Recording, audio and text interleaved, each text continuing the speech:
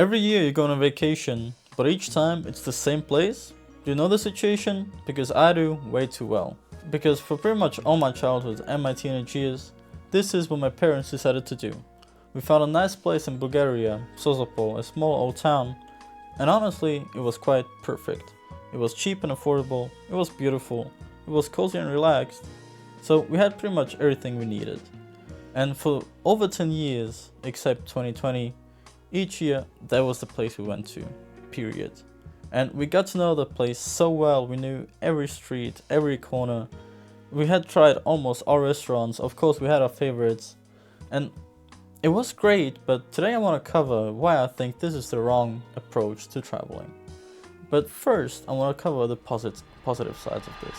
So that's what I want to start with today, the positive sides and the advantages of choosing the same travel destination over and over again. Firstly, and almost most importantly, I want to say, after a certain period of time, that place, that city or town that you travel to almost becomes like a second home. You get to know the place so well that you know every corner, every street, all the restaurants, you've got your favorites. Maybe you're staying at a privately run hotel or apartment, which means you get the opportunity to get to know the owners. They'll remember you, maybe you become friends, and therefore you can build up an emotional bond with the owners of your apartment, restaurant owners, and overall with the whole place. And honestly, I feel the same thing for Sozopol. I can just close my eyes and think of any place, any street, because I've been there so many times, and it just awakens this feeling of nostalgia in me, which is a beautiful thing. But there's also another point, which is quite good, and which I think is also very important as to why people tend to do this, why people tend to go to the same place each year. And that is a feeling or a sense of safety. What do I mean? I feel like this is especially important to adults and people with families, with kids. You just know that the place is nice, that you like it, and you don't want to take the risk of going somewhere else, exploring a new place, where you don't know whether you'll like it, whether the kids will like it. Maybe it's not as affordable or just not as pretty, and you don't want to deal with the disappointment, and you don't want to deal with saying, oh, we could have just went to the old place. So that's, I think, why a lot of people get stuck in going to the same place, which obviously, as I just said, doesn't necessarily have to be negative, but still, in my opinion, is the wrong approach to traveling. So here I want to now cover the problems with this. For me, as someone who really wants to explore and experience the world to its fullest, this is exactly my problem with this approach to traveling. It stops you from doing exactly that. It stops you from experiencing new places, because you always stick to just one small city or one small town. The world has so much to offer, so many different cultures, so many different people, so many different types of food and architecture. It's just that the variety is so huge, but we choose to stick to that one small pinpoint on the map. And in my opinion, that is an absolute shame, right? I think, at least for me, everyone should strive to experience as much as they can of the world, because it just opens your horizons, it makes you understand how small we actually are, and that your norms and standards aren't the only ones, because each place has their traditions, each place has their culture, which might be so different to yours that you wouldn't have even known about if you haven't explored a little around the world.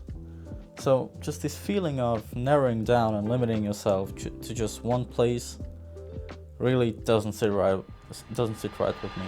And another issue with this is honestly time.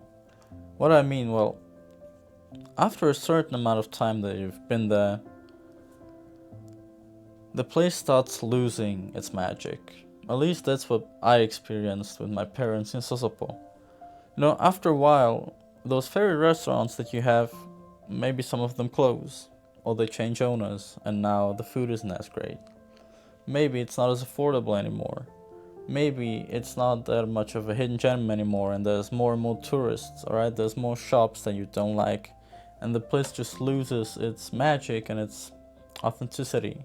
That familiarity that you had with it, it starts to drift away because of how the place changes, but also just how your perception of the place changes. And I think this is a little sad, but I think it's a natural way of things. And especially in that case, in my opinion, it's important to not be stubborn and say, no, I still want to go there because I don't know other places. No, that's exactly why you should go out there and discover new places. I mean, for my parents, this is a great example.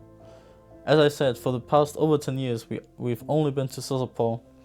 And over the last, I think, 3 years, they started to explore other places. They've been to Turkey, and they've recently been to Greece, to Zakynthos, and they loved it. Alright, they loved Zakynthos, the island. They found it great. They found it even better than Bulgaria in some aspects. And I think it's important that your brain gets something fresh. Because going to Sozopol, my parents kept saying, it's not the same anymore. And I feel like this is a universal feeling that people have. The older you get, the more you can reminisce in nostalgia, and the more you can say that the world now isn't as great as it was 5 or 10 years ago, or maybe even just 1 year ago. But experiencing new things, new places, meeting new people is something that can change that. Because your brain hasn't experienced it before, so you can't say, oh, it was better 5 years ago. No, you're here now, and it's great now. So that just kind of is a workaround for that feeling of it's just not the same as it used to be. Well, if it's not the same as it used to be, go somewhere else and experience something new. And it'll be great now because you're experiencing it for the first time. So in the end, my point isn't that this is wrong or bad in any case. There's advantages, there's positive signs, and it can be great for a while. I'm just trying to encourage people to have the bravery, I guess, to go out there and do explore new places, to take the risk to find something nice, maybe something better. Don't limit your horizons. Don't let this feeling of risk stop you from experiencing something new, whether it's in traveling or anywhere else in life. If you agree with this life philosophy, feel free to like the video and also subscribe to this channel for more travel content, including practical travel tips, and also soon to start actual travel vlogs all throughout Europe. See you in the next one.